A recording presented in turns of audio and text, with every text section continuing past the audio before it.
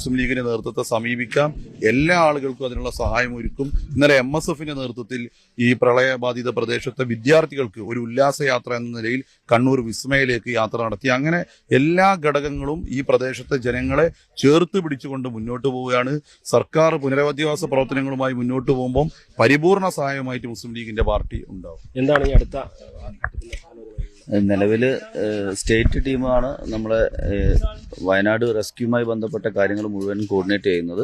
150ഓളം നമ്മളെ വിവിധ ജില്ലകളിൽ നിന്നും വന്നിട്ടുള്ള വളണ്ടിയേഴ്സും അതുപോലെ തന്നെ വയനാട്ടിൽ നിന്നുള്ള 150ഓളം വളണ്ടിയേഴ്സും ചേർന്ന് 300ഓളം വളണ്ടിയേഴ്സാണ് നമ്മളെ സന്നദ്ധ സേവന മേഖലയിൽ വിവിധ പ്രദേശങ്ങളിൽ, അത് മാൻ പവർ അവിടെ ആവശ്യമുള്ള സ്ഥലങ്ങളിൽ സ്കൂളുകളോ മോർച്ചറികളോ ഒക്കെ നമ്മൾ നിലവിൽ പ്ലേസ് ചെയ്ത് കാര്യങ്ങൾ ചെയ്തിട്ടുണ്ടായിരുന്നു. ഇനി അങ്ങോട്ട് പിന്നെ എത്രത്തോളം ദിവസം നമുക്കിത് നീണ്ടു നിൽക്കുമോ അത്രത്തോളം ദിവസം ഞങ്ങൾ സന്നദ്ധരാണ്, സേവനത്തിന് സന്നദ്ധരായിട്ടാണ് ഞങ്ങൾ നിൽക്കുന്നത്. കണ്ടില്ലേ, കാരണം ലീഗിന്റെ